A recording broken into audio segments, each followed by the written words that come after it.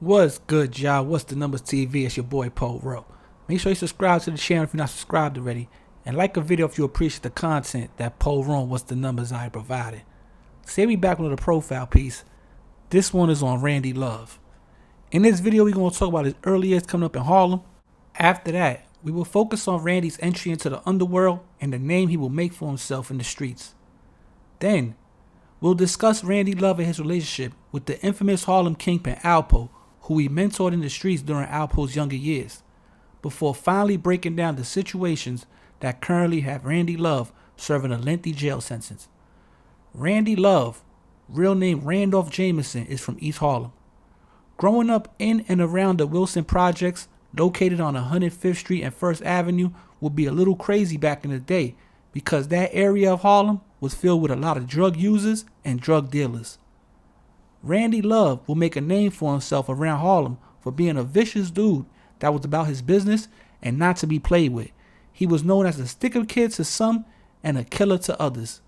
He terrorized a lot of people in his area, and a lot of people were scared of Randy and fell in line with whatever he said, although he did have some associates that he did respect in his neighborhood. Local law enforcement also knew who Randy Love was, as he had been arrested a bunch of times in the 80s for charges like robbery and assault, forcing him to spend a lot of time on Rikers Island as well as upstate in the New York State prison system. During the early 80s, Randy Love is credited with being somewhat of a mentor on the streets to Alpo Martinez.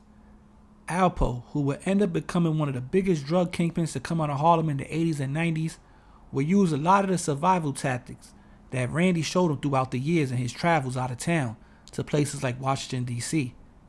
Alpo started out in the game with Randy by doing security work for certain drug dealers in Harlem and basically learned how to step his murder game up while hanging with Randy. One story was that Randy would have Alpo go into Dominican ran drug spots in Washington Heights to buy drugs and scope out the place and hear what they were saying because although Alpo looked black, he was of Latino descent and could speak the language. Then, Alpo would report back to Randy with the intel, which was used to rob the drug spots the next time Alpo will go back to re-up on drugs. There's rumors to this day of Alpo and Randy putting in a lot of work in the streets, bodies and all. Alpo eventually branched off to do his own thing because Randy Love would be back and forth to jail so much. But whenever Randy was home, he was still in the east side of Harlem doing his thing and terrorizing people in the community. In June of 1989, Randy Love will be arrested by police and charged with murder in the second degree, criminal possession of a weapon, and criminal possession of a controlled substance. These were some serious charges Randy faced, and he received no bail.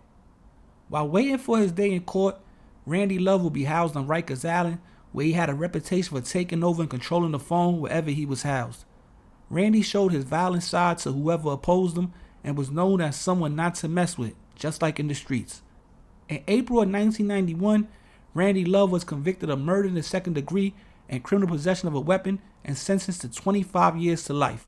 Then, in June of 1993, Randy was convicted of criminal possession of a controlled substance in the first degree and was sentenced to 15 years to life that he had to serve after he finished his 25 years to life sentence, giving him a total of 40 years to life in prison. From there, Randy would head upstate to serve his time.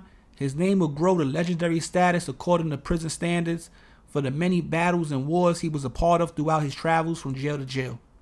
He was known to go at it with some of the Bloods who had started to take over the prison system in the 2000s.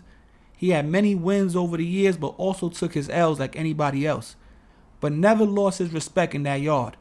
Some say he's a true gangster and gentleman that leads with respect but can hit that switch and turn violent in a second. As of right now, Randy Love is trying to get out of jail a few years early to enjoy the rest of his life as a free man. The 15 years to life sentence he received for drugs can be looked at as kind of harsh by today's standards, so he's hoping for some compassion by the courts or the governor. If not, he's up for parole in 2029 when he will be 68 years old. But yo, it's What's the Numbers TV. This is a quick profile piece on Randy Love, real name Randolph Jameson. Now, I'm sure a lot of people done heard about Randy Love. His name, it gets spoken about whenever you hear the Alpo story. A lot of the time, it gets spoken about on these jail stories with all these prison stories that's online and on YouTube. If they've been locked up in New York State, chances are they know of, they heard of Randy Love. They've been with him on the Rikers Island, or they've been with him upstate New York. You understand? Legendary name in the prison system. Also got a legendary name on the east side of Harlem. A lot of people heard of Randy Love. Now, he had some stories that came out recently. Like, one story was one of the L's supposedly that he had took. I think it had something to do with La Brim or something. They jumped him. They supposedly somebody knocked him out. I'm not sure what happened, but there was a fight or whatever, or a jumping that took place, and that Randy was supposedly on the short end of the stick when it came to that situation.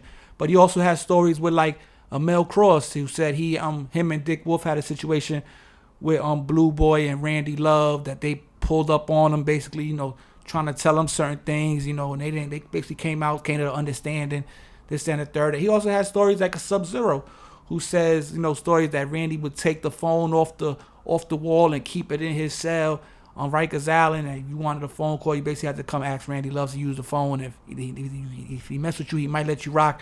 Most of the time, he didn't let nobody rock. He controlled the phone from house to house, is what people are saying. K Slade was a good friend of Randy Love. He always shouted him out on his Instagram. You understand? Like, he got a bunch of people that always speak of his name. Now, he's trying to get home right now. He's been locked up for 30-something years. And he's trying to get free, to have some free time, enjoy the rest of his life as a free man. Will it happen? I don't know. We got to wait and see. But on that note, like I said, it's a profile piece on Randy Love out of Harlem, east side of Harlem, New York State prison system legend, Rikers Island legend. A lot of people know who he is. A lot of people know of him. A lot of people were scared of him back in the day, Got a lot of stories about him. So this is where you can just find out all the information in one video, put a face to the name. And this is Randy Love profile piece on What's the Numbers TV. Hope you guys appreciate it. Any business, Poro, What's the Numbers at yahoo.com. Also, go follow the Instagram, What's the Numbers TV. And on that note, it's your boy Poro. Be back before you know it, man. I'm out of here. Peace.